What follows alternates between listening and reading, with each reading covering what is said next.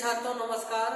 एक बार फिर से स्वागत है आपके अपने YouTube चैनल आरके क्लासेस में। तो देखिए, जैसा कि आप लोग जानते हैं कि आपका हमसाल पेपर ये आ चुका है और यहीं से फिजिक्स की शुरुआती होगी, जिसमें से फिजिक्स और केमिस्ट्री का जितना भी आपकी परीक्षा में पेपर में आता है वह सभी आपको सॉल्व करवाया जाएगा। तो इसको पहले दोस्तों में फटाफट शेयर कर दीजिए ताकि काफ़ी लोगों का जुड़ाव हो और बेहतर अंक को प्राप्त कर पाए। तो देखिए, इसमें जो आपका पहला प्रश्न है जो सॉल्व 1 है, वहां से क्या बताया गया है। देखिए, पहले प्रश्न में कहा जा रहा है कि एक अवतल लेंस की फोकस दूरी 5 मीटर है तो इसकी क्षमता क्या होगी। इसमें फोकस दूरी दिया गया है, क्षमता पूछा जा रहा है कि इसकी क्षमता क्या होगी। तो आइए हम इसको हल करते हैं। देखिए, अगर मीटर में मान दिया जाएगा तो इसके लिए दो सूत्र का प्रयोग करते हैं। जैसे क्षमता के बराबर होता है 1/f। ये किस में होता है? मीटर में होता है। किस में होता है? मीटर में ये होता है। और क्षमता के बराबर 100/f जब कहेंगे तो ये आपका किस में होता है? सेंटीमीटर में होता है। कहने का मतलब क्या है कि P का मतलब होता है पावर यानी क्षमता, F का मतलब होता है फोकस दूरी। तो होता क्या है, क्षमता के बराबर 1/f किस में रहेगा? मीटर में रहेगा। और जब इसी को हम 100 करेंगे तो जो F हमारा बनेगा वह किस में बनेगा? सेंटीमीटर में बनेगा। अब देखना है कि मान हमारा किस में दिया गया है, तो मीटर में दिया गया है। तो जो मीटर में दिया गया है तो हम मीटर वाले सूत्र का क्या करेंगे? प्रयोग करेंगे। तो देखिए, क्या कहा जा रहा है कि फोकस दूरी 5 मीटर है तो F का मान कितना दिया गया है? F का मान आपको दिया गया है 5 मीटर दिया गया है। क्षमता निकालना है, P का मान आपको ज्ञात करना है। तो सूत्र आप लगाइए, P के बराबर 1/f वाला, तो F का मान कितना है? 5 है। अब देखिए, P बराबर 1/5 हुआ, इसका मतलब क्या है कि 5 से हमें 1 को भाग करना है। तो आइए भाग कर लेते हैं, 5/1। तो देखिए, 1 का में 5 ज्यादा है तो यहाँ दशमलव लगाओगे तो यहाँ आपका 1 0 क्या होगा? बढ़ जाएगा। 1 0 आपका यहाँ पर बढ़ेगा। तो क्या कहोगे? 5 दूनी 10, ये आपका कट गया तो कितना आ गया? यानी जब आप इसको इससे भागा करेंगे तो आपका बन जाएगा 0.2। कितना बनेगा? 0.2। तो आप लिख सकते हो P बराबर 0.2। और जो क्षमता का मात्रक होता है वो डायोप्टर होता है। क्या होता है? डायोप्टर। तो डायोप्टर को हम ऐसे T से भी लिख सकते हैं या फिर हिंदी में लिखोगे डायोप्टर। ये आपका हो गया आंसर। चलिए, तो वीडियो में लगातार बने रहिएगा क्योंकि जो आपका ऑब्जेक्टिव क्वेश्चन है फिजिक्स का वो आज पूरा समाप्त होगा। चलिए अगले सवाल की ओर बढ़ते हैं।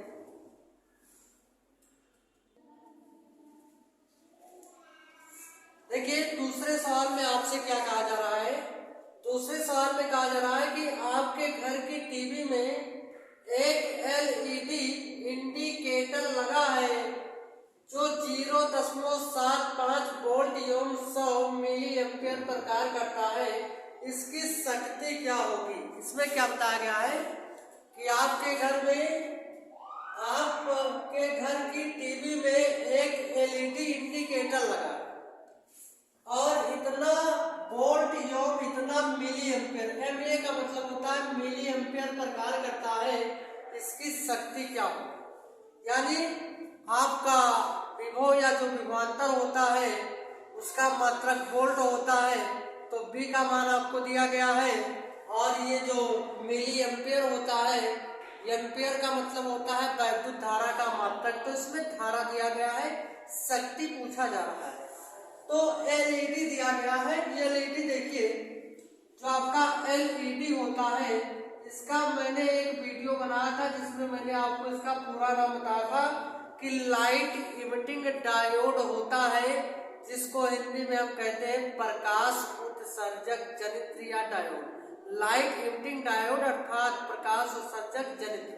तो देखिए, इसमें शक्ति निकालना है तो पहले जो मान दिया गया उसको आप लिखोगे। तो B का मान दिया गया कितना? 0.75 और यहाँ पर धारा आपका दिया गया है 100 ठीक है। तो क्या करोगे आप, शक्ति पूछ रहा है आपसे कि शक्ति की गणना कीजिए, तो शक्ति निकालना है आपको, तो क्या करोगे, एक सूत्र होता है P के बराबर P गुणे में I, यानी शक्ति बराबर विभवांतर गुणे वैद्युत धारा। तो देखिए P बराबर P का मान कितना है 0.75, तो 0.75 गुणे I का मान कितना है 100 है और मिली एम्पियर दिया गया है। देखिए अब यहाँ 2 अंक के बाद दशमलव लगा है, 2 अंक से दशमलव हटाओगे तो इधर से 2 जीरो आपका क्या होगा, कट जाएगा। तो क्या बनेगा, P बराबर आपका 75, इकन्नम कितना बनेगा 75 बनेगा और मिली हो जाएगा। और जो शक्ति का मात्रक होता है वाट होता है, यानी W हो जाएगा। ये आपका बनेगा आंसर। तो जब भी आप किसी सवाल को हल करें तो पहले आप हल लिखा करें, उसके बाद में जो उसका मात्रक होता है, जो आप मात्रक भी सही तरीके से लिखोगे तभी आपको पूर्ण नंबर मिलेगा, अन्यथा नहीं मिलेगा। तो चलिए अगले सवाल की ओर बढ़ते हैं।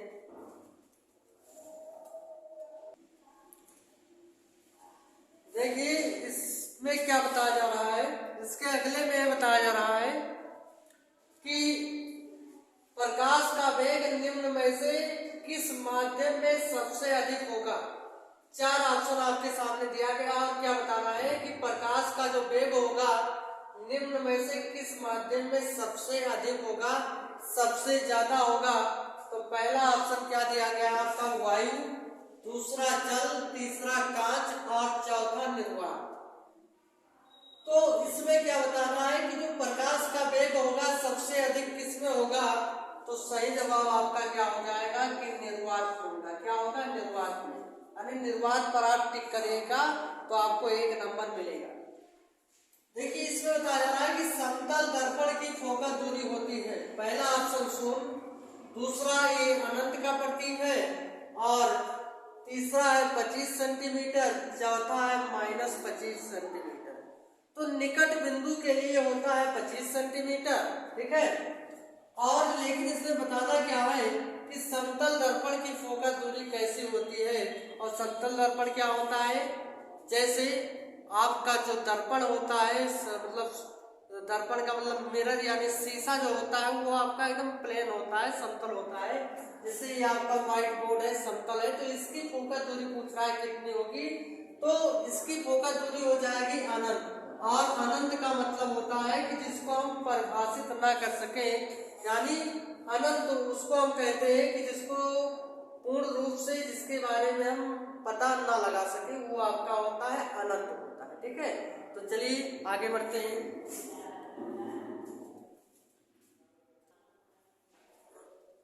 देखिए इसमें बताया जा रहा है कि अंतरिक्ष यात्रियों को आकाश दिखाई देता है। तो क्या बताना है कि जो अंतरिक्ष यात्री होते हैं उनको आकाश का जो रंग होता है किस प्रकार से दिखाई देता है। तो देखिए जो अंतरिक्ष होता है वहां पर वायु मंडल नहीं होता है। तो जब वायुमंडल जिस स्थान पर नहीं होगा वहां पर आपको आकाश कैसा दिखाई देगा, वहां पर आपको काला दिखाई देगा।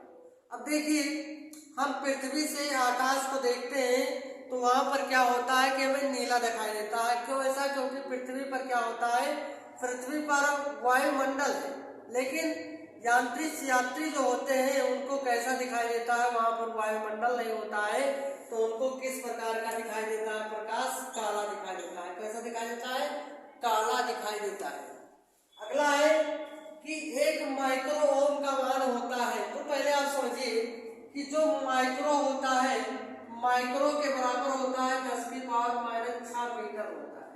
माइक्रो के बराबर कितना होता है, 10⁻⁻6 मीटर होता है। तो अब इसमें देखिए कि माइक्रो ओम कहा गया है, तो 10⁻⁻ क्या हो जाएगा, 6 ओम हो जाएगा, यानी बी आपका करेक्ट आंसर हो जाएगा। तो आपके जो अवसान था फिजिक्स का जितना था, तो फिजिक्स का मैंने आज करवा दिया और 3 दिन आपका गणित चलेगा, 3 दिन आपका क्या चलेगा, साइंस चलेगा।